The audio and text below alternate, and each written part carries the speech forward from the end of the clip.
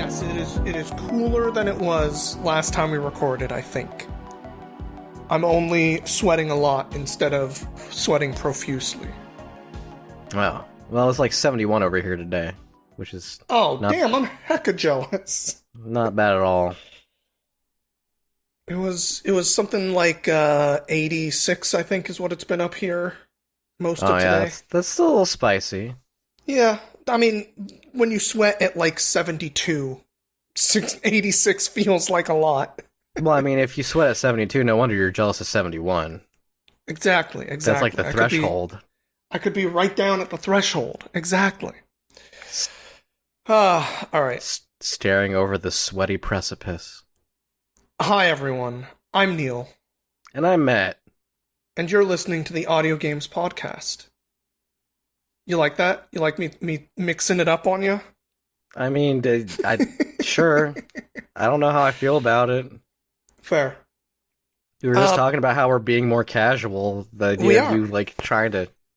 Well, yeah, we are. Trying to get just you. The format. The format felt like more professional there, and that was weird for me. That's fair. And so let me deprofessionalize it a little bit and talk about Yu-Gi-Oh! For a second. Oh, okay. Sure, yeah. What's going on in the Yu-Gi-Oh! World? Nothing. First of all, nothing's going on in the Yu-Gi-Oh! World. All right. Which is why I went back and I watched, like, the first 3 episodes of the 4Kids dub of the Yu-Gi-Oh! Anime. I know this is not video games, but it is video games related to me because I did not engage with that card game whatsoever, but I did engage with the video games of the card game. So I was actually, I don't know about all, like, the more modern technical stuff, but I was certainly familiar with the rules of the, like, the first few base sets, I guess you would call it. That anime is bonkers, man. There's no rules. There's, like, no rules. Like, in the first episode, Kaiba summons, like, all 3 Blue Eyes White Dragons in the same turn without any tributes. What? And it's like, that's not following the rules of the game. It's not. But also, like, if you watch the anime, you kind of notice that there's, like, no rules on the cards. And at first I thought, like, this was, like, a 4Kids thing, and, like, they didn't want to translate them, and they were just trying to, like, cut out bits that, like, actually explain how the game worked. Turns out the anime came out, like, several months before the card game came out.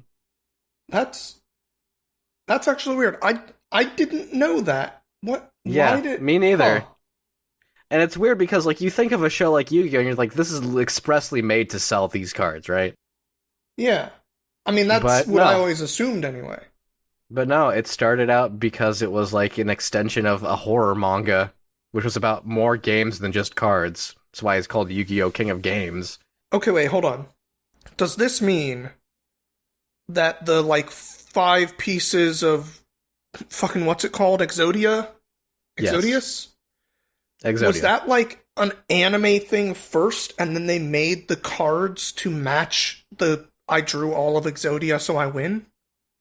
I don't know, I guess. I'm not sure if that was, like, planned for, like, the long run, or what. Or if, like, they made it and, like, we need it in the card game now. Huh.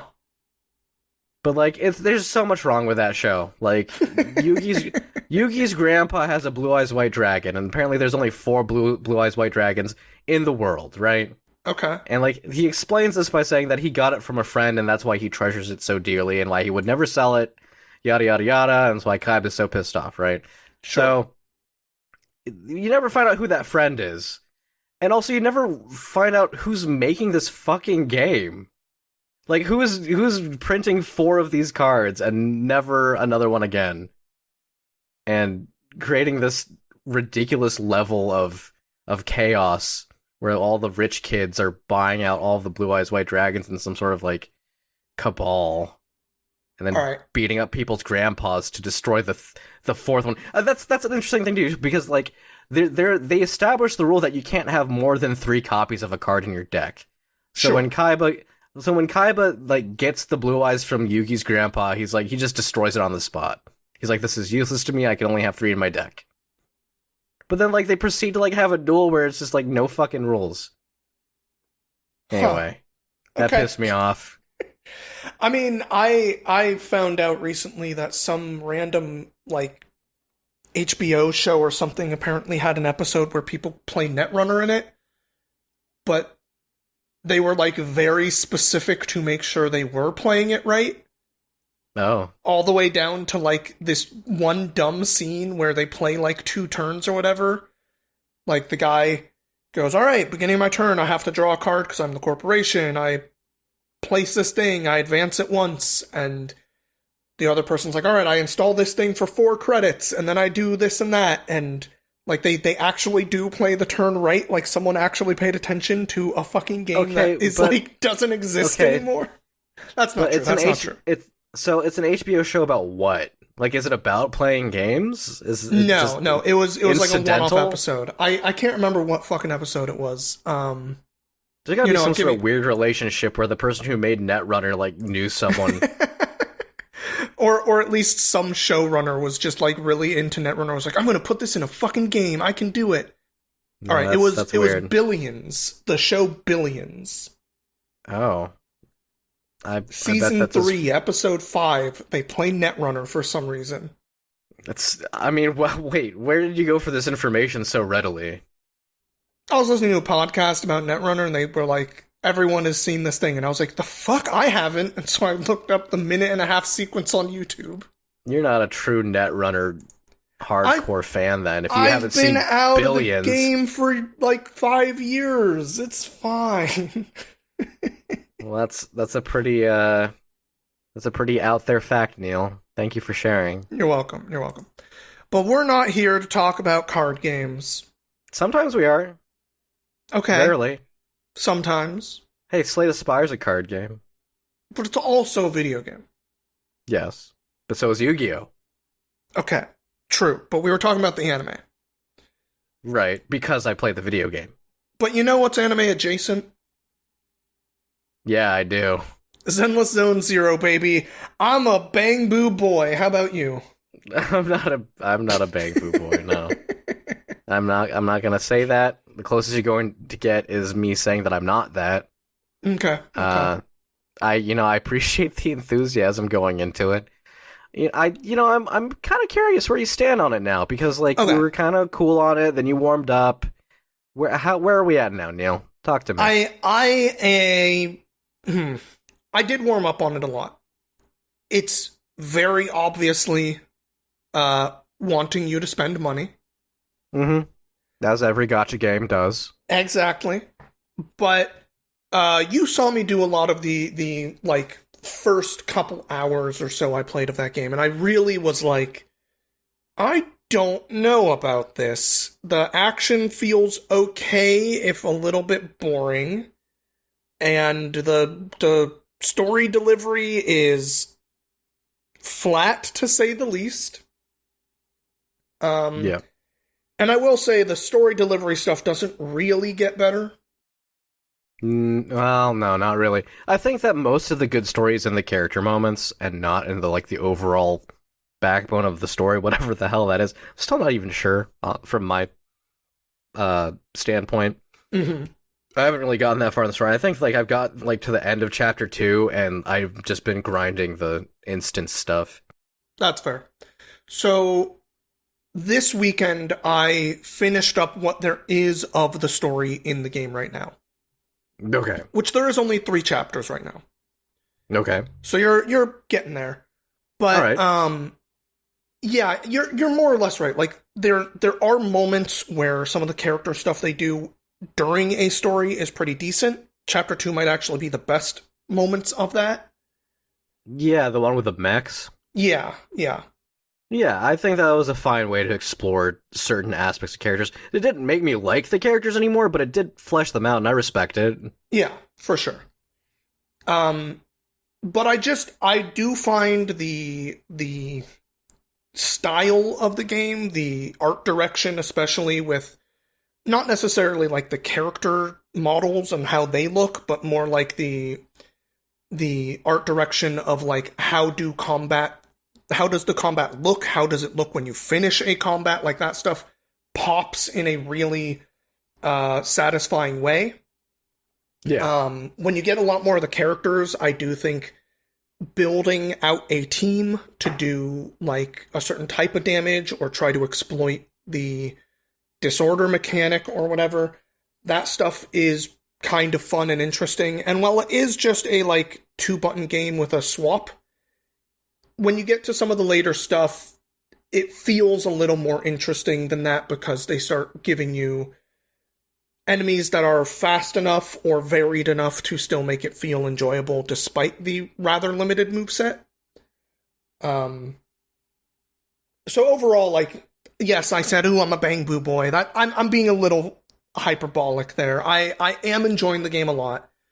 I am playing it daily because it wants me to, and I told you and everyone who's been listening to us for a long time, when this game comes out, I'm giving it a real dedicated shot, which to me means at least getting through this like first month where it's brand new and like then starting the next whatever they do when this month is over. Yeah, Just I mean, to really generally, see the loop, I guess, of what they're creating beyond just the game's framework. right. So, gacha games are live service games.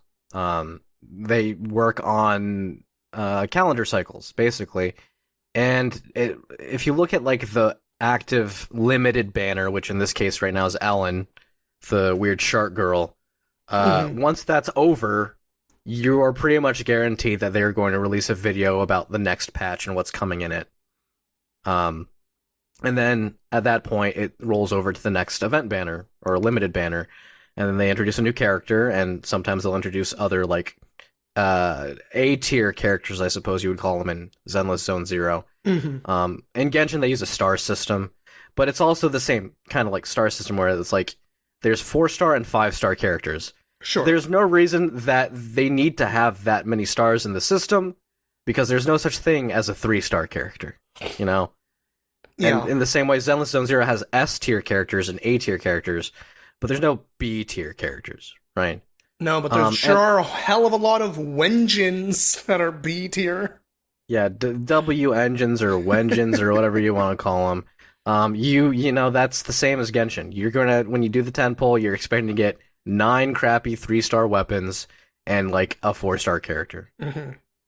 But what I will say about Zenless Zone Zero being a new game, the pool of characters is relatively small, and this is a good thing for new players, okay? Because when there's less characters to pull, you have a much higher chance to get what you're looking for. As they add characters to the game, it's going to be more difficult to zone in. You see the pun I did on the specific character that you want. One thing that I will point out is that right now I believe there's like 2, 4, there's like 7 S tier characters. That okay, 7 sounds right. Sure. And there's 9 A tier characters, and this is a problem that Genshin has too, where they're much more interested in releasing 5-star characters in Genshin than 4-star characters because 5-star characters motivate the purchases. Yeah. I think that anyone who has the patience to play through the game is going to encounter all of the A tier characters in Zenless Zone Zero over time. You are not going to guarantee that you're going to get every S tier character, not only because they're way, way, way more rare, but because some of them are on a limited banner. In this case, it's Ellen. I know you got Ellen, didn't you? I did. Okay. You feel the premium, right? A little bit. She seems really easy to make an effective team with. Right. And the other thing is, okay, so Zenless Zone Zero, as a Genshin player, okay, Sure. from the Genshin player's perspective, as someone who's played another Hoyoverse game, Yeah. I have not played every day like you have, Neil. But what I will say is that, as far as tedium goes, and it might just be because this is a new game and there's less systems to engage with, it's so much more straightforward to get your dailies done. It's easy to like log in, hit your map button, fast travel to wherever you want to go to like get your tasks done, like grind out whatever energy you have left, claim the things that you get for doing that, and then log out. Yeah. It's very simple. A lot of like the Genshin daily stuff is heavily motivated by efficiency. Okay, so you get 4 commissions in Genshin, and they appear as these little random purple dots across the map. You do get to pick like what region you want to do your commissions in, but other than that, they're random. And so some days you might encounter a group of 4 commissions that are very close to each other and pretty straightforward. Other times you will encounter like 3 that are very dialogue based, and you have to like go through a lot of dialogue, and it doesn't feel good because you're trying to get through these quickly. Mm-hmm. And because traversal in Genshin in the overworld is a lot more about like maneuverability, and there's less fast travel. I mean, there is fast travel, obviously, but you're not going to drop right on top of your commissions every time. Sure. And so you want characters that can get you there quickly and then that can complete the content quickly. This is not as big as a deal in Zenless Zone Zero. And I think that's really good because it gives the characters a lot more identity and a lot more for them to play with in terms of like what they want to do. And you were saying, like, when you first started the game, you didn't really see a lot of the potential of the systems that were at play there. And we had both not discovered that there was actually a command list for each character at that point. But there is nuance to, like, how you route combos and how you move from one thing to another, except for the starting characters, basically. You get Ambi and you get Billy for free. They're kind of like the freebies. And you get Nicole, too. Nicole's the only Aether character that's in the game right now, so she still has, like, a lot of utility, and she kind of has, like, a crowd control thing. So she's good. She's considered to be a good unit. Ambi and Billy are both considered to be the worst units in the game. Yeah, I also have been in an unfortunate situation where I have gotten, I think, all the A-rank characters. The only stun character I have is Ambi. Yeah, I got real lucky.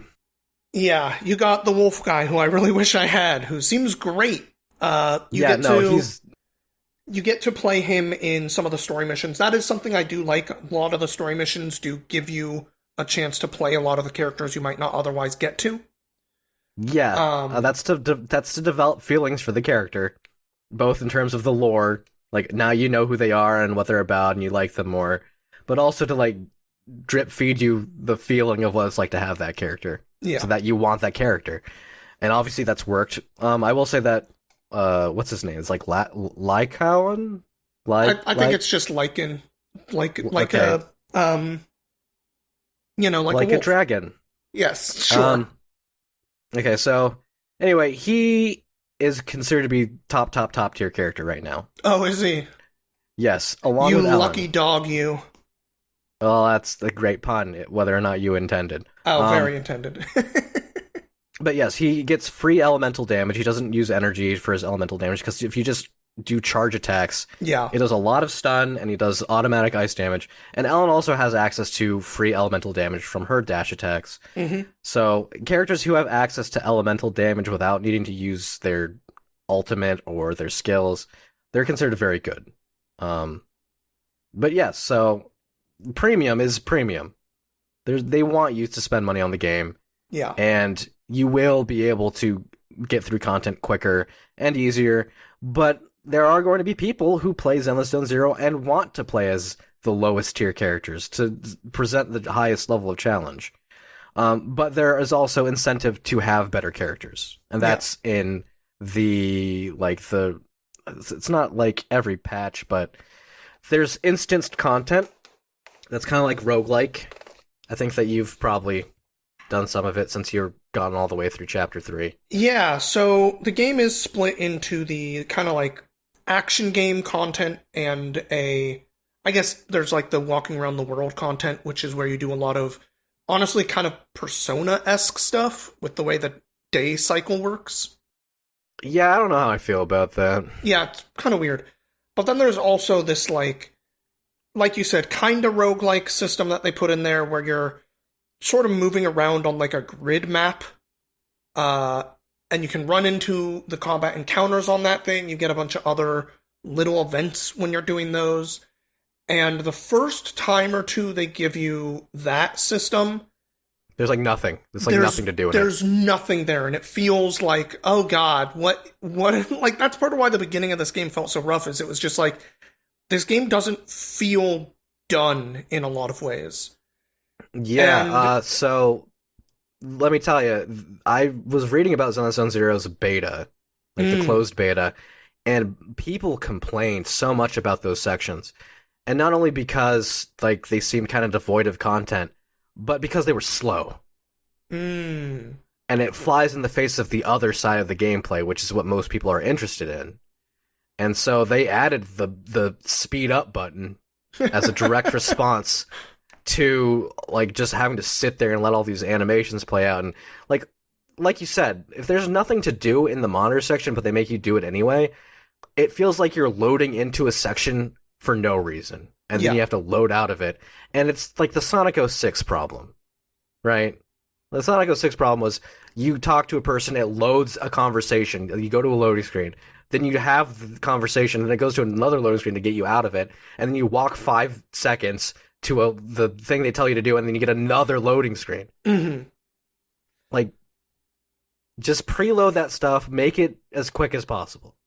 I want So to play the content. How many dialogue sections did you skip, Neil? a lot. I skipped I so much I dialogue. got very I still am a lot of skipping a lot of dialogue, but those like monitor sections, once I got I think they call it what, the hollow runs or whatever they call them, where it is a little bit more like, oh, you're like getting cards and giving yourself buffs through a run through this, and giving it that kind of rogue-like layer onto it. It starts getting a lot more interesting, and like I started to enjoy those sections because it felt like there was something to do there other than just wishing I was in a combat sequence. Yeah. And that's the kind of stuff that I feel like they are too slow to drip feed in this game. A lot of stuff is tied behind your like account level. What do they call it? Intra something? Intranet Yeah. level or whatever. So your like full account level has so much stuff that feels like it is locking away a lot of the other things to do in the game. I know from what I've seen, level 40 is the last bit of like there's something you can still unlock that you don't do otherwise. Yeah. And I'm just under 40 at this point. I think I'm 38. Yeah, I think the Um, level cap for characters is like 60 or something, isn't it? yeah, I think so. That's gonna probably get expanded upon. Oh, definitely. but Um, but just looking at that stuff and like what's locked behind that, like I have trust events at this point, not just with the characters that I can unlock and play as, but like some of the cats in the neighborhood have trust events with me now. And there's like a lot of little things that as they finally started unlocking, it's like, oh, I can invite people to do these trust events and like get more unlocks for other things that way, has made it feel like there's a lot more interconnectivity between the various systems and has really made the game feel a lot better. It's really rough that it took almost 5 hours to get to the point where I started seeing like, okay, I see what is here that is more than roll the thing and get cool style combat. yeah.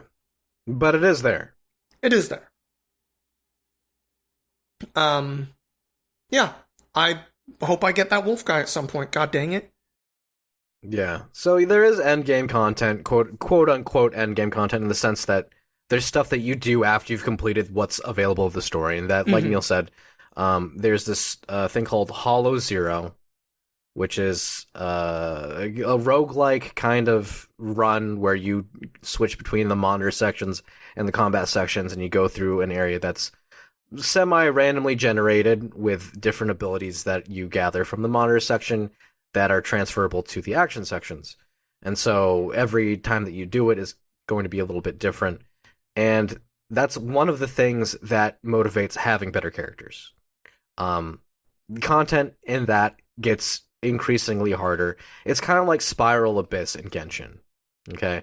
So Spiral Abyss in Genshin is a kind of like 2-week cycle dungeon that you can get a lot of rewards from, but once you've cleared most of the like lower level content, you don't get anything from that anymore, and so you have to engage with the high level content, and it starts to become difficult to complete. It is possible to complete it with 4-star characters that are all free to play, but it's way, way easier and less stressful if you have quality of life from premium characters. And I expect the same treatment in Zenless Zone Zero. I'm not there yet, obviously. I haven't hit the cap for my intranet level, and so I can't access a lot of this stuff. But you know, I see potential in this game. I do. I think that they made some smart moves with the character design and the way that things work together, where it feels good. It does. Yeah. Sometimes the dialogue is a slog. That's true for any of the other gacha games I've played. And you know, I'd like to see them make sense of the story. But other than that, I'm not really playing for the story, else I wouldn't be skipping the dialogue as much as I have been. Yeah. I just want to get my fucking polychrome from the mission so I can squeeze another rollout. So, out of curiosity, do you tend to just like do single rolls? Yeah, I do single rolls. There's no difference after the bonus ones you get on the standard banner. Like, I think the first 3 or 4 you get a discount of 2 rolls. Sure. So you get 10 for the cost of 8. And then the moment that you get your first S tier character, that they cut you off from that, and it, like, the standard banner becomes the same as the event banner. Costs the same. Yeah. Okay. I mean, it's very explicit in the way that it works too, because it'll tell you how many rolls you'll need to hit the pity, right? Yeah, the guaranteed. I think it's like every 20 rolls or something 10. is every 10 is a guaranteed A rank, and every 80 or something is a guaranteed S rank. Right. And every A rank doesn't necessarily mean you have to roll to that point. You might get one early. Yeah. And it resets when you get one. I see. And so there's no reason not to single pull. Okay. Unless you really like seeing like a big stack of monitors. I don't know. I've been usually trying to just save up for when I can do 10 at a time. Yeah, it's actually detrimental if you're going for specific things, because if you do a 10 roll and you get the S rank on your second, then you're spending 8 rolls that you didn't need to. Right? I guess so. So it's better to single roll, because the moment you get the S rank and you don't want to roll on that banner anymore, you just start saving again until the new banner shows up or a new character shows up or whatever content that you want to. I see what you're saying. Get. Sure. But also, like, you want multiples of all these characters, so... not me. I don't really... Like, for you the don't want all those, like, characters, sick unlocks? No. It doesn't change. So those... Generally, when you get things like that from a gacha game, they are very, very strong buffs, but they don't change the gameplay in a meaningful way. I see. And the reason I want characters is to change the gameplay. Okay. It's also why it's very, very recommended that you do not roll on weapon banners. That's the case in Genshin. I never will. And I highly recommend also in Zenless Zone Zero, don't roll on the weapon banner. No, I've been usually rolling at 10 at a time just because I find it a lot more satisfying to light them all up and see a bunch of stuff at once rather than just like clicking through one at a time. It feels slow. Like if there was a roll 5 at a time, I would do that instead of 10, but sure. If I only have the choice between 1 and 10, I just find the 10 way more satisfying personally. Yeah. Do you know about soft pity? Sort of. Okay, so soft pity is the closer, like generally after you have like the same flat rate to get an S rank from a random pull up until around 50 pulls. And then you start to gain more and more percentage chance as you approach the hard pity, right? So if you go all the way to if you have to go to the max cap of rolls to roll an S rank character, that's called the hard pity. And you don't want to get hit hard pity because that feels bad. Yeah. So like once you start to get around 50, that's when you should start single pulling. Even if you want to roll 10 roll. Like I really don't recommend it. Okay. Well, good to know about all these silly hidden systems. unless you're like a content creator and you want to try and get 2 S ranks in the same pull or whatever. Sure. It happens. I've had it happen. It felt very good. Well, Zenless Zone Zero is not the only thing I've been playing. Well, that's good, because that'd be a really big change in how you play games, It Neil. would be. It would be.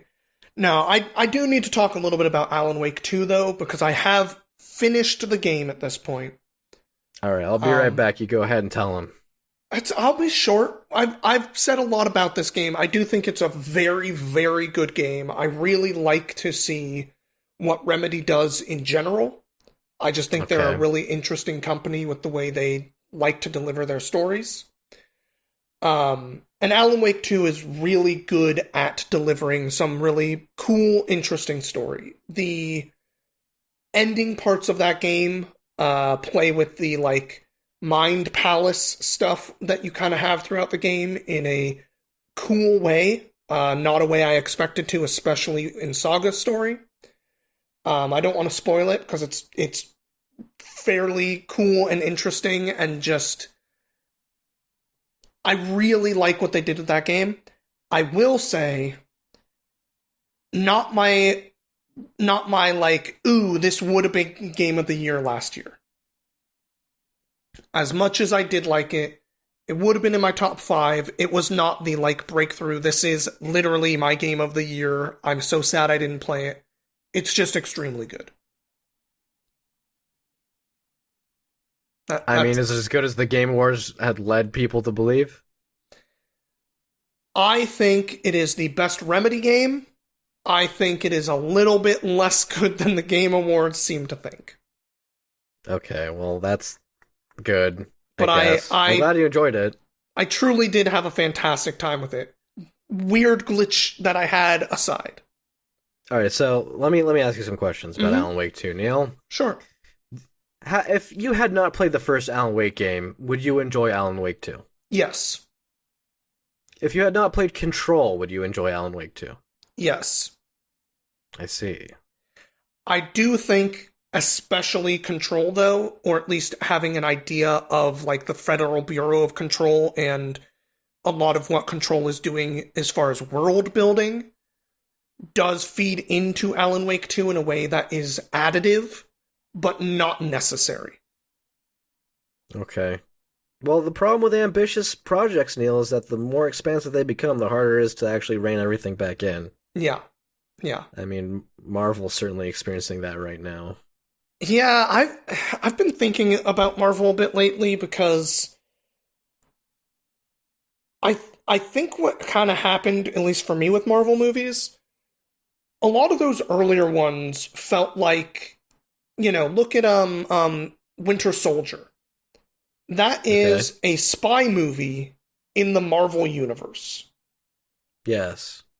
And every movie since probably like at least the Thanos movies, those two, I feel like a little bit before those, just about every movie has just become like a Marvel movie rather than a genre in the Marvel universe. Like an action-adventure movie. Yeah, like every single one of them is playing in that same space now in a way that is like, sure, Thor has a little bit more comedy than some of the others, but like, they used to make interesting movies.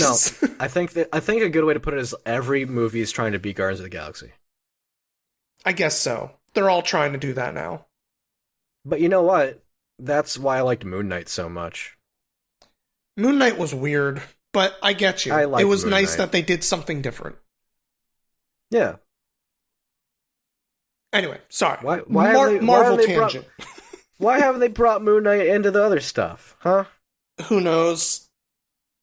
I'm sure Where's they will Shang-Chi? eventually. Why else would they have done the show, right? Where's Shang-Chi, huh? That's What's a he great doing? question. Shang-Chi was a great movie. Didn't even Like, show up in because- like anything. See, the reason Shang-Chi was a good Marvel movie is because it wasn't just an action-adventure movie. It was also a martial arts movie. Yeah. So it could be something more than what every other one was trying to be. Yeah. In fact, the like last 20 minutes of Shang-Chi is probably the worst part of that movie. Because then it goes into the Marvel stuff so much. Yeah, I was reading interviews with like the writers about that because I thought that was really fucking weird. And the The reasoning that they were having the giant fucking monster battle is because they wanted Shang-Chi to be on the same level as a lot of the other heroes. They didn't want him Sure. coming in and being like, this is the guy who can hand-to-hand fight human characters. They Yeah, want him to like feel like he can take on bigger threats. they had to give him something that was like, yes, he would make sense to fight Yes. another giant thing. Yeah, I get it. Yes, It's he still had dumb. to explode a giant. He had to explode a giant. Anyway, what else have you been playing other than Zenless Zone Zero? Oh, so much, Neil, so much. And when I say that, I lie because I haven't played. I have been playing the Riven remake. Oh, yes, yes. I remember you saying you were like starting that last time. Yeah, and if you've been a long-time listener of the podcast, you'll know that I had a lot of my gaming roots, at least for PC gaming, in Myst. Long before I played games regularly, I would watch my dad play the CD-ROM of Myst on the Windows 95 machine. And, I would watch him. And the thing is, like, I didn't know a lot about my dad's history with, like, tabletop and stuff. So when I watched him, like, sit there with his notebook, like, taking notes while, like, playing this game, it was, like, weirdly fascinating to me. Mm-hmm. But my little child brain couldn't wrap my head around a game like Myst until I was much older. And so when I was older, I did play Myst. And I was like, oh, so this is, like, a game that makes you feel smart, which is good. And so I went through Myst, and I enjoyed that very thoroughly. And then I was like, okay, well, by that time, Real Myst had come out, which is like a full 3D free roam version of Myst. Mm-hmm. Whereas the original version of Myst was like a point and click with like it was basically a glorified PowerPoint where you would click on an area and it would automatically like snap you there. Which, that's what was the limitation at the time. Yeah. At the time, people were raving like, "Oh my god, it's so realistic." It's funny to think of that, but no, it was not realistic whatsoever. So when the sequel to Myst came out, which was Riven, it was the same kind of game. And Cyan, the company behind Myst and Riven, never bothered to go back and remake Riven. Until lately. And so when I heard that they were remaking, I was like, oh, well, then I gotta play this game. From what I understand, there are some changes. Some puzzles have been augmented, and because it's VR capable, they changed the way certain things work so that it makes more sense in VR. Sure. And they had the full motion video of like the people who literally worked at the company playing characters when this game came out. And so in order to facilitate fully 3D environments, they also replaced them with character models, which are good character models, by the way. They don't detract from what I remember from these games. Mm-hmm. But let me tell you, Riven is a much harder game than Myst. I think that when people started to like become accustomed to the way that Myst worked, Cyan decided that they need to make things much more difficult. And so if you like Tunic, Neil, let me tell you, there are writing systems in this game. Oh boy. And there's a lot of like trying to context understand certain things. And yeah, there's note taking going on. I have a little notebook here. So I am following in my dad's footsteps. Not sure how far I am. That's the kind of deal with the games like this. But there's a lot of intrigue. There's been a lot of environments that I found myself getting into that maybe I didn't need to get into yet. And a lot of very cryptic things and, lots of writing that I can't understand. But boy, is it cool. I love a good... It's, when you think about, like, escape rooms, right? Yeah. Or even escape room video games, I think that they have a lot of the DNA of games like Myst in them.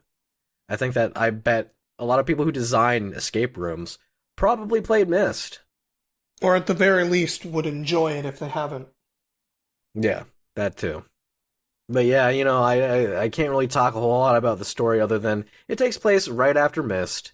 I don't know how much you know about Myst, but basically there's these two dudes who want blue and red pages brought to their books so that they can get freed from their prison books that their dad put them in because they were actually both bad, and you find out from them how to access a third book which has their dad in it, who's named Atris, and then he tells you how to like free him from the book, And so you help him instead after you realize that the other two lead to bad endings.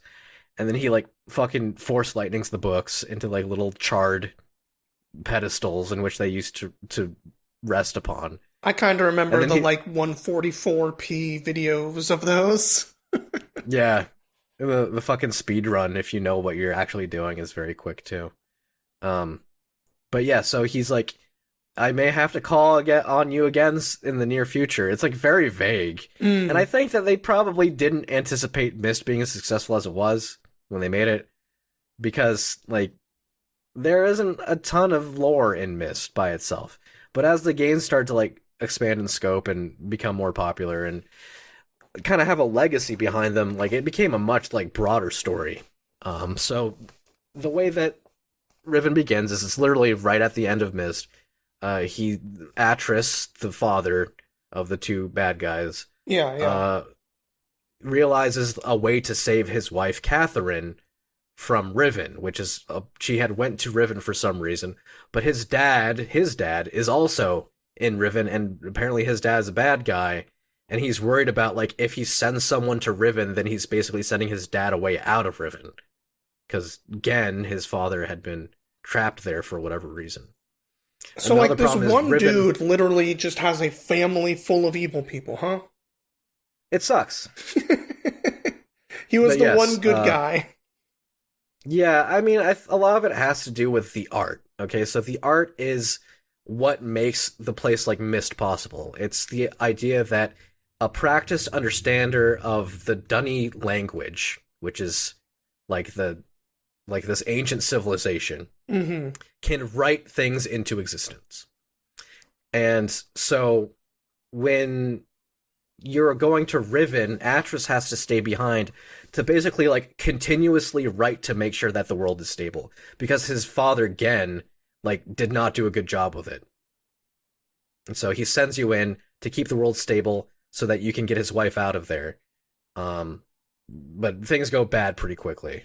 I'll say that much. You know, writing stuff cool. into existence sounds a lot like Alan Wake. Yeah, it's almost like they might have just copied Myst. They might have a little bit of inspiration coming in. Inspiration, that's generous.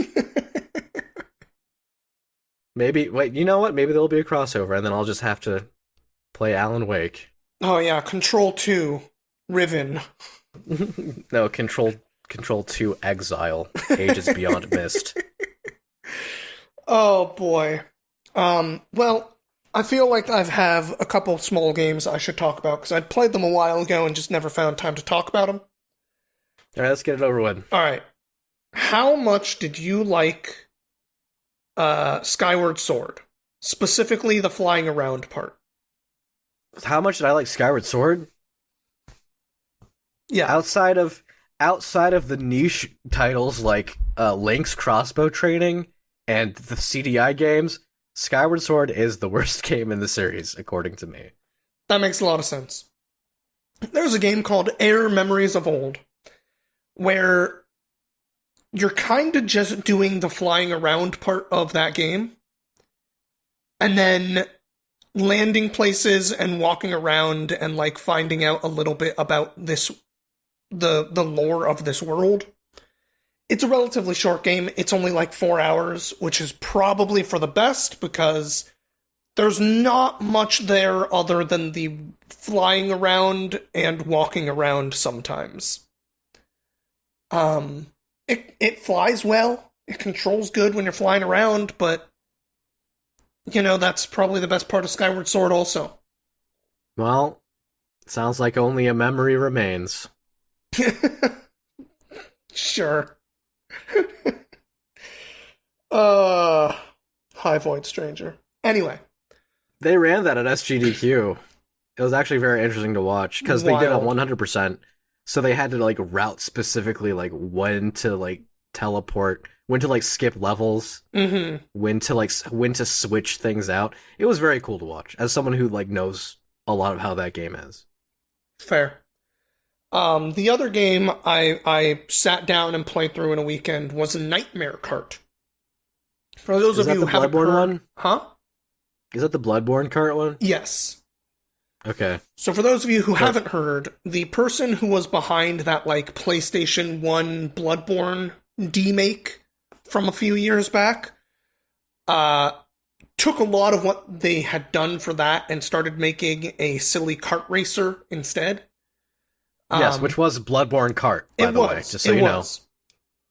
Let me tell you, extremely intelligent marketing pivot. Because like it's very like incremental, right? Like you're like, oh, here's the PS1 version of Bloodborne, and the people are like, oh, Bloodborne, I love Bloodborne, and they're like, all right, I'm gonna make it a kart game now. Oh, okay, that's weird, a Bloodborne kart game, and then now it's just like their own thing. Yeah. But they have so many people like who have eyes on it. So the thing that is a little bit funny about it, it was Bloodborne Kart all the way up until they were like, hey, I'm actually going to try to put this out on like Steam. And then Sony was like, you can't do that. So they had to go in, change some number of the models, like the textures on some of the models, and like some of the way stuff is written in certain parts that were very obviously referencing directly Bloodborne stuff. And that's why it's Nightmare Kart now. That game is a goofy, funny little thing. It is free though, so feel free to grab it. You can grab it off Steam for free, or probably other places as well. But it is a fun little silly thing that is just very much its own thing, despite all the roots you can see in games like Mario Kart and Diddy Kong Racing. Like there is a little bit of that, and then they just put a bunch of Bloodborne shit in there instead, and like combat maps that are really goofy and weird. It is a fun, strange thing. But I had a good weekend with it. Okay, is it like online multiplayer or what? Not really. I think it's just like a PS1 game. It is a thing you can play through by yourself. Oh, It okay. has like 14 or 15 stages, I think. And like a secret stage that is the like super boss. Right. So like when you say that it's there's battle maps, I immediately thought like there's a multiplayer component to this, but I guess it's just versus AI. It is just versus AI. Some of them are team, and you do have AI on your team. There's a big free for all one. Life bars at the bottom. You do have a Soulsborne life. Well, the bosses do. You have a life bar up in the top left. You do shoot guns at people. You get like saw cleavers and stuff to hit people who are next to you. It's very silly how the game works, but it's fun. They should have tried to team up with the Lies of P devs and make Lies of P Grand Prix. Maybe that'll be the sequel. Lies of GP. God. I hate it. All right. But that's it. I wanted to talk about those two little games because I just hadn't found time to say, like, hey, at least one of these is really cool and the other one is fine.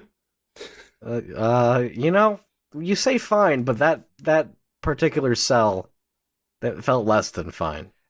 Again, it was like 3 hours. You can't I had bring a perfectly Skyward fine Sword time to the with it. It table just in didn't... the same room as me.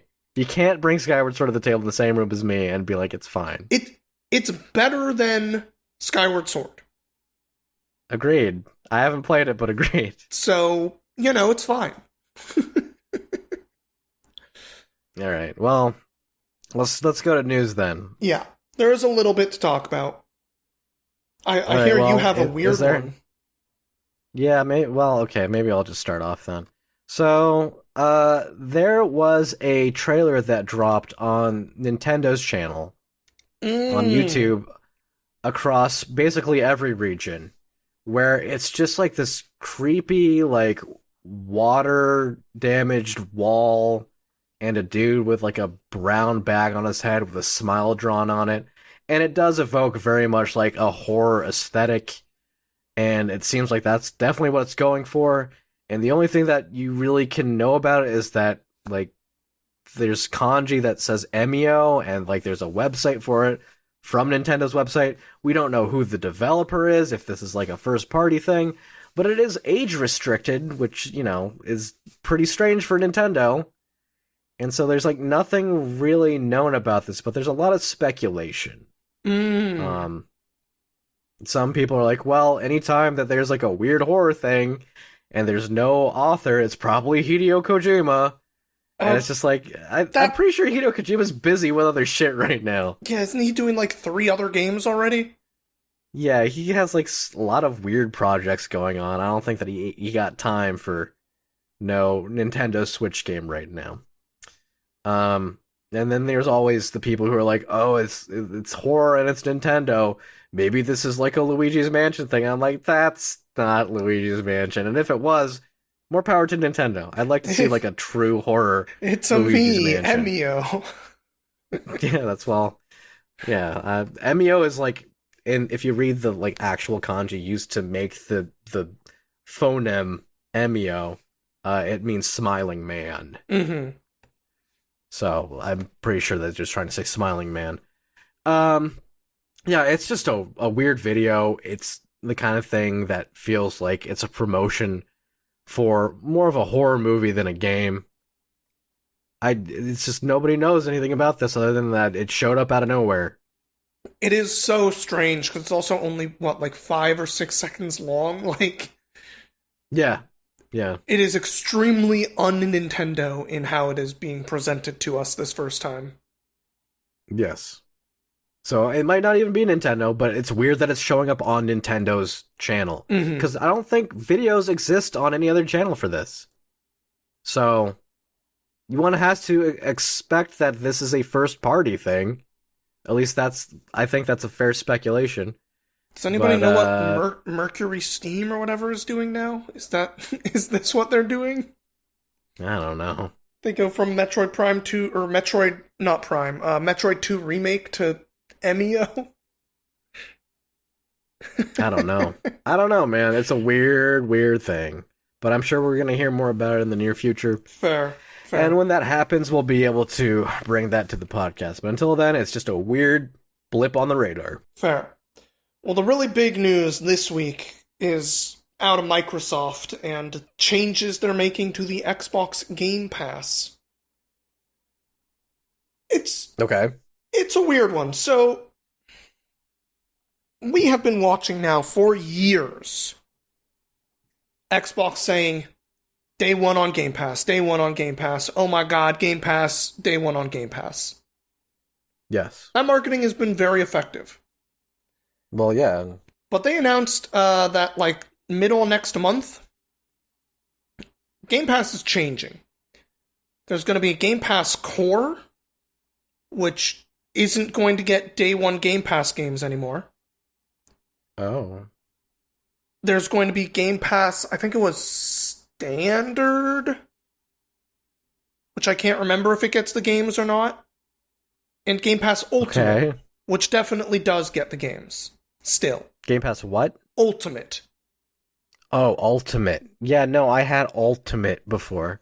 Mm. In order to do remote play from like an Android device, you need Ultimate because they have some Xbox reserved somewhere as a virtual machine. Ah. Well, that's probably still yeah. true for the new one. Yeah. But they've broken out those tiers now. You don't get everything with every tier, obviously. And prices have gone up. So Ultimate, I think, is moving up to $20 a month. Which is a price point that feels a little odd from the value position of just there's at least some segment of people who only really buy maybe 1 or 2 games a year. Yeah. Which means you're spending twice as much money on video games per year if you are now spending $20 a month as you used to. And the other thing is so many games like are like at least hybrid games as a service thing, right? Mm-hmm. Like if you're buying Game Pass to play like Sea of Thieves and that's all you're playing, you're probably just better off buying Sea of Thieves, you know? Yeah. Especially now. Especially now. But it's just, I don't know that... Because we're so used to subscriptions now. This is like just the environment. You know, we have you subscribe to watch, your shows, you subscribe to play video games, you just throw money monthly at something, and it looks great on the books for a lot of companies. Because it's regular income. It's guaranteed regular income. Yeah. But, like, this is something that I was so averse to when MMOs, like, first started showing up on my radar. Like, I don't want to pay every month to play this game. I don't care if you're adding new content. I'm so used to paying one time for a game, I don't want to do that. Mm-hmm. And now it's becoming the norm over here too, and we're looking at prices going up. And it's not that I don't understand. Obviously, the cost of development is going up. But I also have qualms about how that money is distributed. So fair. I don't know. I mean, I tried Game Pass. I tried it because I was like, you know what, that'd be a great way to play some of these games and like just test things out. It would be great for the podcast, you know? Because then I'd be able to like sample things and not have to worry too much about it. Yeah. And then like I started playing Persona 5 on Game Pass, and I was like, I'm not gonna get through this game as long as like for the length that I want to have Game Pass. And then I just bought Persona 5, and I was like, all right, well, I'm not doing Game Pass no more. Fair. Well, I do have one little glimmer of good news about all this, at least for PC side people. Yeah, right. Yes, the price is still going up, but PC Game Pass is only like $12 a month and does still get the day one Game Pass stuff. Okay, well that makes sense because they don't want to alienate like this. It's a bigger niche, right? Because Game Pass is so much more associated with the console. Like, it's hard to justify having the console and not having Game Pass if you use that console regularly. If you are a PC gamer, there's a lot more competition out there. There is. And so they don't want to like fuck with that too much. So that's good. So, I don't know. You know, Game Pass seems like it may be at the end of its honeymoon period, I guess we can call it, the last few years. I'm very interested to see how Microsoft starts doing their presentations with this now, though. Because all of these are Game Pass, and they can't just say day one Game Pass anymore. There's gonna have to be some kind of shift in how they express this marketing, and it seems like a mistake to me, but they're gonna still say Game Pass, but they're gonna put an asterisk on the screen. It's that simple. That's it. Just an asterisk that's like Ultimate and PC only, or something. Something like that. Yeah. Because you don't want to disrupt the messaging. They want you to still hear the same thing. It feels gross. Of course it feels gross. We're talking about corporations here, Neil. Oh, I know. Corporations are gross. No surprise. Look, I'm a Netrunner player. I know how bad corporations are. I play as them sometimes. Yeah. You are the 1% some of the time, Neil. Yeah. 90% of the time, I'm just trying to kill the person running against me. Okay, that's a very sensitive topic right now. Fair. If the NSA, the CIA, FBI is listening to our podcast, we have no strong opinions about current events, other than video games. Oh, I mean, I do have strong opinions. I'm just not going to air them out here because, you know. Right, and I do too, but I'm going to say otherwise. I'm gonna say a few words to you after the pod. Anyway, okay. Speaking of which, we should probably wrap up a little bit. Thank you, everybody who decided to join us today. As always, you can find an email that I forgot right now because my brain stopped. Oh my God. I was gonna do a new recording. No, I can't remember it. I'm putting the pre-made one. He's not remembering. You just got to pre-record something new and then cut it in here. I was just gonna do a new one right now, right here. Make it work. It's okay, Neil. Put it into the future. It's trying times. Maybe next time. Hard to focus. Maybe next time. Okay. Audio Games is hosted and produced by Matthew Lane and Neil Jimenez. Our theme music is Recharging by Gooset. If you'd like to reach out to us, please email us at audiogamespodcast @gmail.com.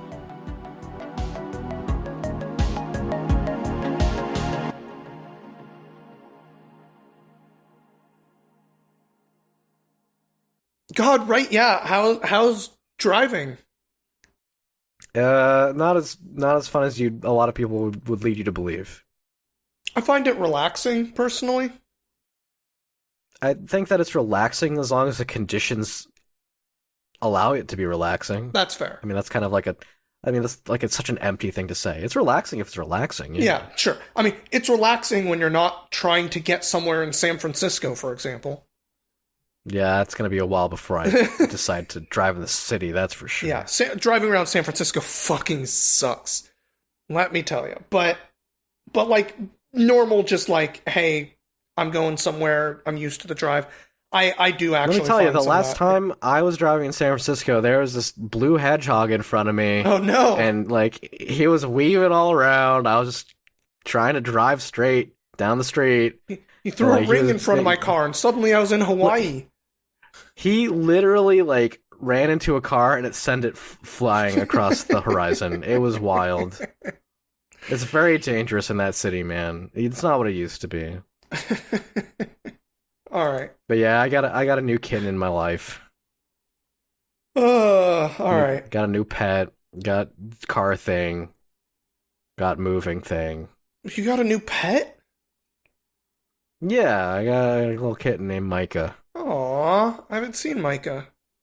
I'll send you pictures. All right. He's very cute. Off this though. Bye, everybody. Okay, bye.